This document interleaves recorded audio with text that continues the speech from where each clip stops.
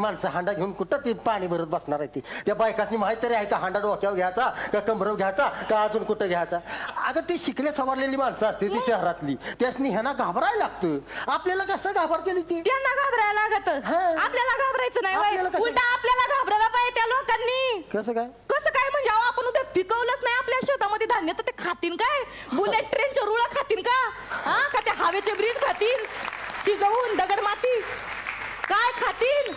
खाऊ दगडनी माती नाही माझ्या हाती, तुझी कर्जमाफी योग्या म्हणे.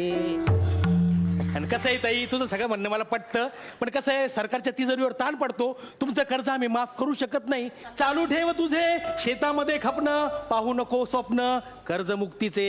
एवढं तुम्ही सांगेन. तुम्ही या आता चला. नाही बघणार साहेब, नाही खरंच नाही बघणार हो कर्जमुक्तीचं स्वप्न. हाय त्या परिस्थितीचा सामना करू, कसं तरी झगडत झगडत एक एक दिवस आम्ही पुढे ढकलत जाऊ हो साहेब. पण फक्त तुम्हाला एक विनंती आहे बरं का, आम्हा शेतकऱ्यांचा खोटा कळवळा दाखवणं तेवढं बंद करा बरं, एवढीच विनंती आहे. ना आपल्याकडे कसं आहे, मदर्स डे साजरा होतोय, फादर्स डे साजरा होतोय, पर व्हॅलेंटाईन डे पण साजरा करीत तो लोक. पण आपल्या महाराष्ट्राचं दुर्दैव आहे का गेल्या 19 मार्चला आपल्या या देशामध्ये शेतकरी आत्महत्या दिन साजरा केला गेला उपोषण करून. 31 वर्ष झाली बरं का. 19 मार्चला एका शेतकऱ्यानं आपल्या कुटुंबासोबत आत्महत्या केली आणि तो आपल्या महाराष्ट्रातला आत्महत्या करणारा पहिला शेतकरी होता. आहे की नाही आपलं दुर्दैव? हा आणि साहेब तो दिवस पण दूर नाही बरं का, जेव्हा तुमच्यासारखेच राजकारणी असं चौका चौकामध्ये रस्त्या रस्त्यावर असे बोर्ड लावतील का शेतकरी आत्महत्या दिनाच्या शेतकरी बांधवांना हार्दिक शुभेच्छा. तुमच्या पाया पडते साहेब, हा दिवस आमच्या नजर पडू देऊ नका फक्त.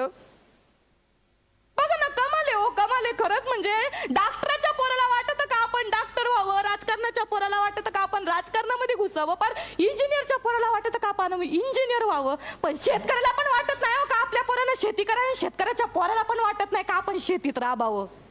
हे आपलं दुर्दैव साहेब.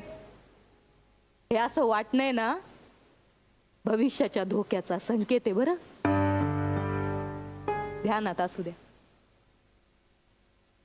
शुभेच्छा तुम्हाला. चला आपण त्याग करू.